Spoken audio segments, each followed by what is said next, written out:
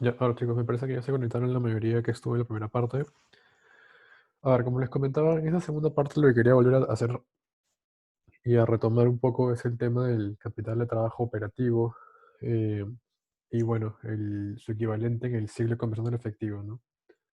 Para esto me voy a apoyar un poco en un Excel, pero antes quiero saber si es que tienen alguna pregunta o duda puntual de lo que ya hemos visto o de repente algo que no les haya quedado muy claro de manera adicional.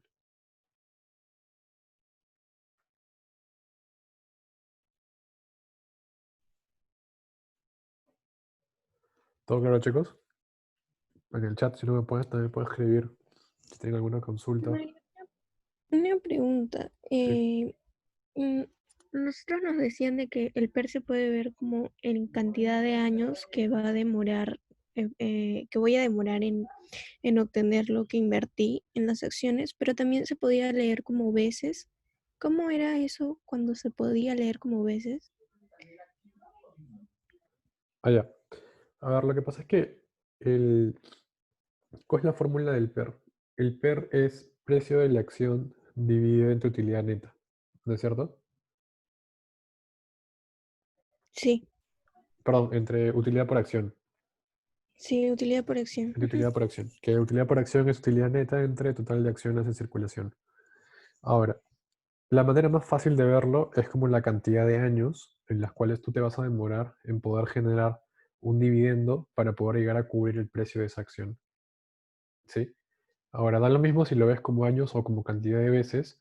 Lo que te quiere relatar el número detrás de esto es, mientras un PER sea más bajo, es un beneficio para el inversionista porque va a requerir una menor cantidad de veces o de año el poder llegar a obtener el beneficio por acción, o sea, el dividendo, para poder llegar a cubrir el costo al que incurrió el precio al que compró la acción.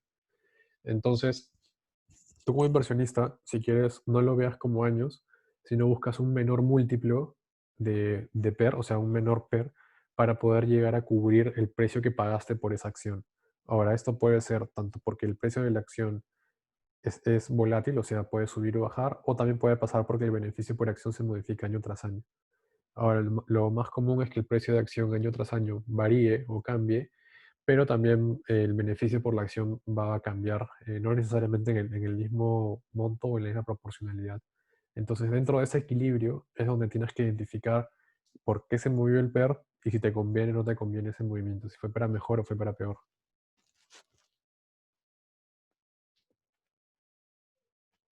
Mm, Ya, Mario, gracias. Ya, perfecto. No sé si alguien más tenga alguna otra duda, pregunta, chicos. También pueden utilizar el chat si es que así lo desean. ¿Todo claro? Sí, Mario, una pregunta. Podríamos analizar cómo se puede sacar el CTO de lo que son industria azucarera. Porque el profesor lo explicó, pero no agregó nada de los activos. O sea, porque viste en uno de los videos decía que el CTO se tiene que agregar activos biológicos y los préstamos de sembradores. Pero yo, por ejemplo, en la clase con Bertolotto no vi esto. No sé si tú podrías recalcarlo acá. O hacer un ejemplo. Sí, a ver, mira, por ejemplo, justo según lo que comentas, vamos a ver un ejemplo. Me dicen cuando puedan ver mi pantalla, por favor, chicos. Sí se ve. Ya, perfecto. A ver, de manera común, como ustedes lo tienen dentro de su metodizado, para el cálculo del capital de trabajo operativo, tomamos siempre como punto de partida las cuentas por cobrar comerciales, el inventario y las cuentas por pagar comerciales, ¿no es cierto? Esos son los tres puntos clave que vemos como capital de trabajo operativo y que haciendo el símil para el ciclo de conversión efectivo se convierte en la cuenta por cobrar, es periodo de cobranza, ¿no es cierto? Para el inventario, periodo del inventario, y para cuentas por pagar, periodo por pagar, ¿no es cierto? Y esto al final nos da un ciclo de conversión de efectivo, que es la cantidad de días en promedio en que la empresa se demora desde que compró la materia prima, ¿sí? Hasta que luego pudo generar la cobranza de su venta. Entonces, para el caso de puntual dentro de una empresa azucarera, tenemos que asumir cuentas adicionales para poder ser más eficientes en el cálculo de este capital de trabajo operativo. ¿Por qué? Porque dentro de esta industria es común realizar préstamos tanto a sembradores, o sea, hacia abajo en la cadena productiva, hacia los sembradores. Es común también tener activos biológicos, que fue lo que revisamos la semana pasada, y también tener anticipos de proveedores. ¿Sí? ¿Qué cosa es un anticipo de un proveedor? Es básicamente que, perdón, los anticipos a proveedores es básicamente que yo le estoy dando plata por adelantado a un proveedor, y anticipo de cliente es que el cliente me está dando dinero a mí de manera anticipada por un gasto futuro, por una venta futura. ¿De acuerdo? Entonces, esta industria, al tener estas particularidades, es muy común que las encontremos. Entonces, tenemos que incluirlas dentro del cálculo del capital y trabajo operativo. Y para esto, como sabemos que el préstamo a sembradores, activos biológicos y anticipo de proveedores está como un activo, tenemos que sumarlos dentro también de las cuentas por cobrar comerciales y los inventarios. Y no solamente vamos a restarle las cuentas por pagar comerciales, sino también ahora el anticipo de clientes. ¿Por qué? Porque recordemos que el anticipo de clientes está catalogado como un pasivo dentro de nuestro balance general. ¿Sí? Si es que un cliente nos da un anticipo, como todavía no le hemos previsto el servicio o el bien al cliente, todavía tenemos una obligación con él por ese mismo importe. Una vez que le brindemos y le generemos la venta, ya no va a ser un anticipo, sino se va a ser traducido como una venta en el GIP, y bueno, se quita del pasivo y se registra de manera normal. Sí, dando de baja en el inventario y lo que ustedes ya saben en el movimiento en cuentas contables. Entonces, estos ajustes, les recomiendo que siempre lo traten de llevar a este aterrizado de cuentas, que son préstamos a sembradores, activo biológico, anticipos a proveedores y anticipos de clientes. ¿Sí? Son 4 cuentas adicionales a las 3 clásicas que ya conocemos, que son cuentas por pagar comerciales, cuentas por cobrar comerciales e inventarios. ¿De acuerdo? Ahora, veamos el siguiente ejemplo, y como podemos ver, el CTO se ha reducido del 2017 al 2018. ¿Sí? Son importes menores. Entonces, ¿qué quiere decir esta variación negativa? Primero, que el capital de trabajo operativo se reduzca, ¿sí? O decrezca, es algo positivo para la empresa. ¿Alguien me puede decir por qué es algo positivo para la empresa? De lo que recuerdan. ¿O cuál es el concepto de capital de trabajo operativo?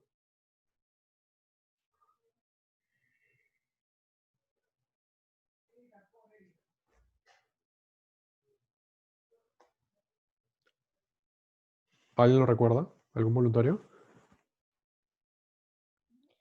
No es como que estoy usando el dinero o tengo más tiempo el dinero de lo que debería. Como me acuerdo que cuando nos salía negativo es que casi todo mi dinero lo recibo de mis proveedores, una cosa así.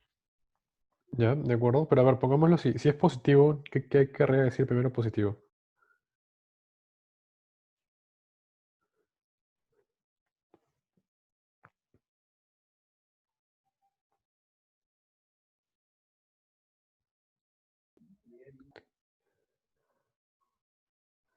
A ver, si en este caso, por ejemplo, tuviéramos un capital de trabajo operativo positivo, como es el caso, ¿qué refleja esto? El capital de trabajo operativo refleja la cantidad de dinero por la cual, por el giro del negocio que yo estoy llevando, tengo que tener disponible para poder operar en un corto plazo.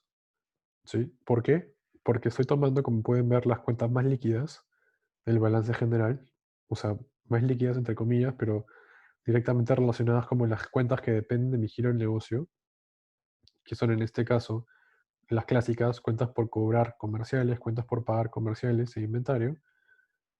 Y bueno, ahora les estoy sumando estas 4 adicionales. Pero lo importante es que este monto que me sale como total, si fuera positivo, es la cantidad de dinero que yo necesito buscar o financiarme para poder operar en el corto plazo con éxito en mi ciclo operativo del negocio. Si es que este monto fuera negativo, ¿qué quiere decir? Quiere decir que en general, en líneas generales, quien está teniendo un mayor peso dentro del capital de trabajo operativo es justamente las cuentas por pagar comerciales.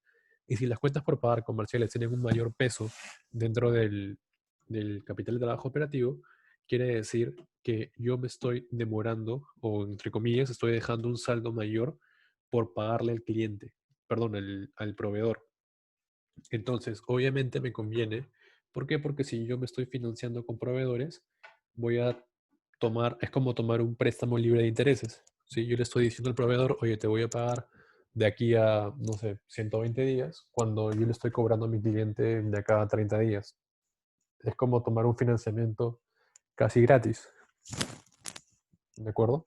Entonces, esa es la diferencia. Cuando es negativo, quiere decir que estoy trabajando ampliamente con dinero del proveedor, y cuando es positivo es el monto que tengo que buscar financiarme para poder operar y sostener mi ciclo operativo del negocio. Ahora, como hemos visto, tenemos que agregar estas cuatro cuentas para el caso puntual de las azucareras. Y bueno, aquí lo ponen como el requerimiento de financiamiento del core business por fuentes externas, ¿sí? Con costo. O sea, saben que el core business es el ciclo operativo del negocio y que tenga que ver justamente como giro operativo. Entonces, si es que pasó de 55 a 41, quiere decir que tengo una variación de menos 13.000. Este menos 13.000 o 13 millones, dependiendo de cómo estén expresados los valores, es una liberación de capital que estoy teniendo, que yo tiene que estar atada al capital de trabajo operativo. Es dinero que lo puedo disponer para hacer otras cosas dentro de la empresa. Entonces, menos más pequeño sea el capital de trabajo operativo, de alguna forma va a ser mejor para la empresa porque le va a permitir disponer de más capital libre, ¿sí? Ahora, si es que ese número fuera negativo, sería no es lo ideal, porque no necesariamente todas las industrias tienen un gran poder de negociación como los proveedores, pero obviamente es mucho más ventajoso si este número fuera lo más cercano a cero o negativo, ¿no? Ahora, tienen que hacer la comparación no solamente a nivel, como les comentaba, de empresas, sino de industrias, ¿no? ¿Por qué? Porque el capital de trabajo operativo tiene que ser un promedio a nivel de industria que me permita operar y tener justamente un poder de negociación con el proveedor adecuado.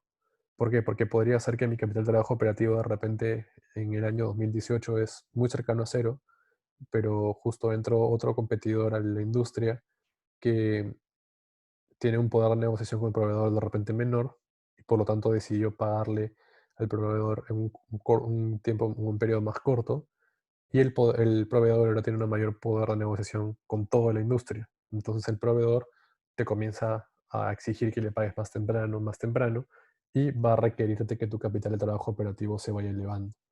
Entonces, por eso les digo que el análisis no tiene que ser solamente por una sola cuenta o por un solo lugar, sino tiene que verlo a nivel macro en todos los frentes posibles.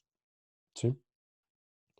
Ahora, recuerden que siempre yo les comentaba que cuando veamos capital de trabajo operativo, o les pidan una pregunta, analizar capital de trabajo operativo, ustedes tienen que responder eh, no solamente con las cuentas que componen el capital de trabajo operativo, sino también pueden hacerlo con el complemento, o sea, mejor dicho, deberían hacerlo con el complemento, que es el ciclo de conversión de efectivo.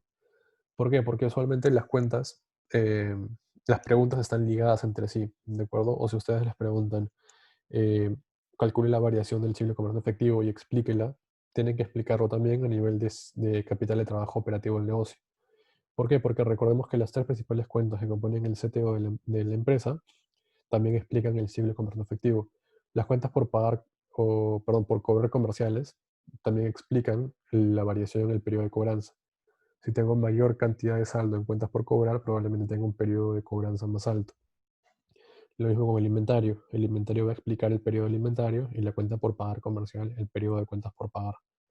Entonces, eso va a mover el ciclo de conversión del efectivo, ¿sí?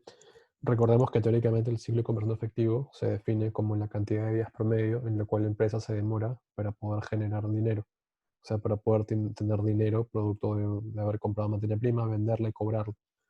Entonces, mientras más corto sea este periodo, mucho mejor. ¿Por qué? Porque me va a permitir generar una mayor cantidad de dinero dentro del año, pero tiene que ir de la mano con el capital de trabajo operativo, ¿sí? Hay industrias que pueden tener ciclo de conversión de efectivo muy alto. Por ejemplo, no sé, una empresa que se dedique a la venta de, no sé, de maquinaria pesada. Obviamente no todos los días va a vender maquinaria pesada, ni siquiera de repente todas las semanas, pero por ahí va a tener unos meses fuertes dentro del año, donde probablemente a nivel mensual el capital de trabajo operativo sea muy diferente, versus el periodo en el que está la estacionalidad, ¿no? Y lo mismo va a pasar con empresas que no necesariamente sean de ese calibre, pero que tengan una estacionalidad marcada, ¿no? Por ejemplo, empresas de consumo masivo como helados de repente o empresas de turismo por algunas fechas. Entonces, por eso es que tomamos esto como una manera integral, tanto capital trabajo operativo como ciclo de compras en efectivo. ¿De acuerdo? No sé si hasta acá tengan alguna duda, pregunta, chicos, o está todo claro.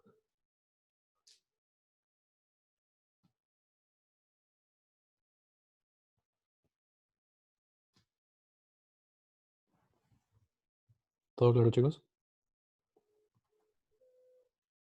Sí, María. Mario, una pregunta. Entonces, cuando la variación, digamos, es negativa, entonces es mejor para, o sea, en el año siguiente, mejor dicho. Pero a ver, de nuevo, si la variación es negativa, o sea, quiere decir que el capital de trabajo operativo se está reduciendo, tienes que entender por qué se está reduciendo primero. Puede ser que se esté reduciendo porque estás ampliando tus cuentas por pagar. O sea, estás teniendo un mayor saldo de cuentas por pagar. Quiere decir que estás pagando menos al crédito, al contado y más al crédito. O puede ser que esté reduciéndose porque estás cobrando más rápido. ¿Sí? Ambas cosas son de alguna forma beneficiosas para ti, pero también tendrás que identificar por dónde viene la movida. ¿Y por qué digo esto? Porque de repente, ok, estoy ganando 13.000 en reducir el capital de trabajo operativo, por lo tanto, requiero menos financiamiento por el giro de negocio, por el core business de la empresa, ¿sí? Pero ¿qué pasa? De repente, si es que obtuve esta mejora producto de presionar a mis proveedores, ¿sí? A exigirles que les voy a pagar en un periodo mucho mayor, probablemente la relación con el proveedor se vea perjudicada, ¿no? Con lo cual probablemente el proveedor podría migrar hacia la competencia o podría luego tener alguna acción que beneficie su posición ventajosa contra nosotros. Entonces, por eso digo que tienen que analizar esto como una tendencia. Por eso solemos tomar 3 años base como análisis para ver la caída o el incremento del ratio y por dónde viene, ¿no es cierto? Si es que viene 3 años consecutivos cayendo porque es el periodo de pago, probablemente haya algo más ahí que solamente el ajuste del tiempo a pagar, sino de repente incluso de la cantidad que estoy comprando. Entonces tengo que ver si es que eso también no está haciendo que mis ventas no crezcan, ¿sí? ¿Por qué? Porque de repente puedo sacrificar capital, o sea, puedo ganar capital de trabajo operativo cobrando más rápido. Pero ¿qué va a pasar? Mis ventas no comienzan a crecer. ¿Por qué? Porque ningún cliente me quiere pagar al contado, todos me quieren pagar el crédito.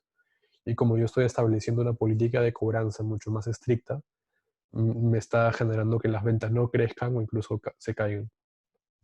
En cambio, de repente, si yo tengo una política de cobranza más laxa, en la cual puedo hacer una venta a un crédito más alto, a 60, 90, 120 días, probablemente requiera más capital de trabajo operativo, o sea, es decir, se incremente, suba de manera positiva, la variación sea positiva, pero estoy creciendo en ventas. Entonces, ese tipo de análisis es el que tienes que buscar. O sea, relacionar, ok, en este caso mi capital de trabajo operativo está siendo más eficiente, pero ¿por dónde viene la diferencia? Viene por cobranza, por pago. Y dos, se está traduciendo en una mejora o en un empeoramiento del rendimiento año tras año, ¿no? Porque lo puedes ligar y tú sabes que lo puedes ligar.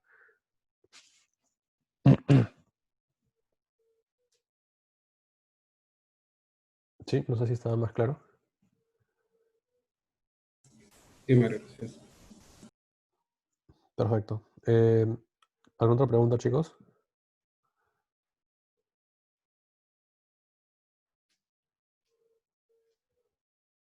¿Algún otro voluntario? ¿Dudas, consultas puntuales?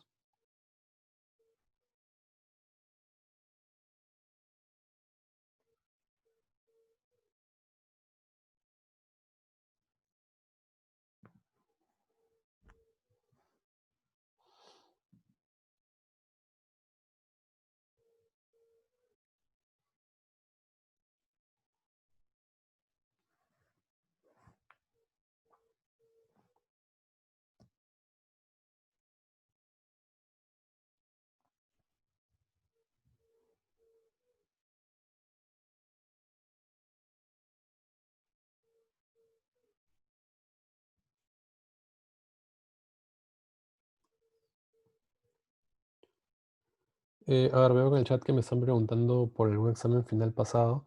No, estuve buscando exámenes, pero no tengo ninguno de la industria. Em, no he logrado encontrar ningún examen previo. Sí tenía algunos del parcial, porque en algún momento se tomó alguna industria que también la vimos en las calificadas, pero para este caso puntual no tengo. Para las anteriores sí hemos podido ver porque las prácticas calificadas están a cargo de un poco más de nosotros como jefes de práctica, pero al final sí está totalmente casi de los profesores, entonces ahí no tengo muchas evaluaciones pasadas que me estaba preguntando Leslie en el chat, si es que podemos ver algún final pasado. Em, por otro lado, como comentario final, sí quiero dejarles en claro que la parte del final, em, en la industria que estamos viendo es como la que ya, o sea, mejor dicho, ya tienen el nombre de la empresa, han visto en las últimas semanas las particularidades de la industria, pero el curso en sí no es algo que sea restrictivo, digámoslo así. O sea, lo que vieron en la semana uno 2 o 3 no es algo que no vayan a ver para el final. O sea, es algo holístico que hemos visto como un todo y se hace distinciones por eh, industria más que por tema, ¿sí? Hemos ido viendo con cada empresa algún caso particular, tanto en la parte de deuda, en la parte del ciclo operativo, en la parte de ratios de capitalización bursátil. Entonces, son, digamos, un conjunto de herramientas que se han aplicado para cada empresa puntual y que les pueden ayudar para el análisis de esta última empresa como un global, ¿no? Ahora, solamente para que lo sepan, si es que no se los comentó hoy el profesor, lo que se busca en el examen final del sector azucarero, ya, la metodización y lectura del estado financiero era un poco más para la PC1, digamos, y la primera mitad del curso. Es un poco raro que les pregunten por reclasificaciones a este punto. Podría haber alguna pregunta puntual, pero de repente alguna pregunta de reclasificación dentro de la explicación de rentabilidad, pero no es que les van a preguntar, mencione una reclasificación importante del balance, por ejemplo. Por lo menos eso no es lo que nos han comentado. Em, lo que se busca priorizar ahora son 3 puntos: el análisis de liquidez y solvencia, como ya hemos visto para la PC2, análisis de rentabilidad, como también se vio para la PC2, y análisis de riesgos, ¿sí? Dentro de estos riesgos, recuerden que siempre hemos visto tanto tipo de cambio, riesgo de crédito, riesgo de tasas de interés, riesgo del commodity, ¿sí? Es básicamente explicar el riesgo y que eso está detallado en la información de la empresa que cuelga y que envía SMB, y también identificar cuáles son los mecanismos para mitigar ese riesgo, ¿no? Por ejemplo, riesgo de crédito, un mecanismo es la política de cobranza, sí, que también en un control de lectura hicimos una pregunta respecto a cuál es la política de cobranza o la política para poder clasificar una cuenta como provisión de cobranza dudosa, ¿sí? Entonces también es importante que sepan qué es lo que hace la empresa para exigir la cobranza de sus activos. La rentabilidad, como ustedes bien la saben, siempre que les pidan rentabilidad o ROE, descompónganlo en el DuPont, porque les va a generar una visión holística mucho más amplia de la cual pueden interpretar de solamente ver la utilidad neta y el patrimonio. Y cuando vean liquidez y solvencia, saben los ratios clave que tienen que ver. Hemos visto varias veces esos ratios clave. Vean también vida promedio en la deuda. ¿Sí? ¿Se acuerdan eso que me demoré casi, o sea, tomé una buena parte de una sesión para explicar eso? Que la vida promedio de la deuda tiene que estar, digamos, de la mano con la deuda financiera entre EBITDA. ¿Sí? ¿Por qué? Porque si es que estos números no concuerdan y uno es más grande que otro, probablemente o tenga en un caso problemas de solvencia porque no voy a poder pagar mi deuda en el momento que se me requiere, o en el otro caso es que voy a pagar intereses por las puras, ¿no? Recuerdan que en el caso de que la vida promedio de la deuda sea, no sé, 5 años y la deuda financiera entre EBITDA sea un año, ¿qué quiere decir? Que yo voy a poder pagar toda mi deuda con mi EBITDA, con mi generación de flujo de caja por el giro operacional del negocio en un año, y tengo luego otros 4 años eh, libres. Y en esos 4 años libres, ¿qué va a pasar? Voy a simplemente pagar interés por las puras. Ahora, si esto fuera mi deuda entre EBITDA 10, también tendré un problema. ¿Por qué? Porque mi deuda va a vencer aproximadamente en 5 años, pero yo recién voy a poder pagarla en 10 años. Entonces tengo un problema de solvencia en el cual no puedo hacer frente a mis obligaciones de deuda y probablemente tengan que buscar un reperfilamiento de la deuda, es decir, negociar los términos de la deuda, los vencimientos y poder ampliar los calendarios de pago. Probablemente también se amplíe la tasa de interés y me genere un mayor gasto financiero. Entonces es muy importante que estén de la mano ambos conceptos y que los tengan correctamente identificados al momento de expresar un análisis de solvencia de la empresa de manera correcta. ¿Sí? Como le dije, va a ir un poco más por ese lado el final. Pero creo yo que como han hecho en la PC2, tienen bastante, bueno, por lo menos la PC2 le fue bastante bien, tienen bastantes conocimientos y conceptos de las herramientas que hemos dispuesto en el curso, y por lo menos yo no estoy tan preocupado porque se nota que sí manejan por lo menos a un nivel bueno los conceptos y herramientas que hemos visto en el curso. Recuerden siempre en la parte de riesgos, perdón, de la parte del tipo de cambio, siempre es de cajón que viene una pregunta de este tipo de riesgo y la hemos visto muchas veces, así que también estoy tranquilo con que van a saber responderla de manera correcta. Y en este caso también, pese a que no necesariamente les preguntamos eso, si es que pueden identificar algún riesgo operativo también es importante, ¿sí? Pero usualmente suele ser más riesgos financieros que riesgos operativos, pero igual es importante que los conozcan, ¿no? Eh, yo creo que eso sería, chicos. No sé si alguien más tiene alguna última duda, pregunta final o consulta. ¿O todo está claro, chicos?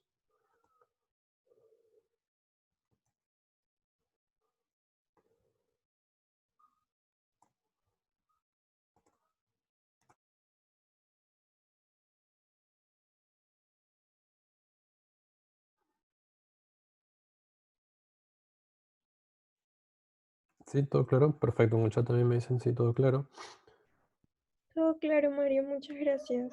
Perfecto, chicos. Entonces, todo claro, me alegro. Si es que tuvieran alguna duda o pregunta en lo que, bueno, va el fin de semana, me pueden contactar vía correo electrónico y nada, los ayudo en buscar tratar de dar solución a las dudas. Eso sería todo entonces, chicos, por ahora. Muchas gracias y cualquier cosa se pueden comunicar conmigo vía correo electrónico. ¿Sí? Muchas gracias a ti, Mario. Gracias por Gracias, el chicos. curso. Hasta luego, que estén muy bien. Cuídense. Cualquier duda, al correo Gracias, electrónico. Mario. Gracias, Mario. Hasta luego.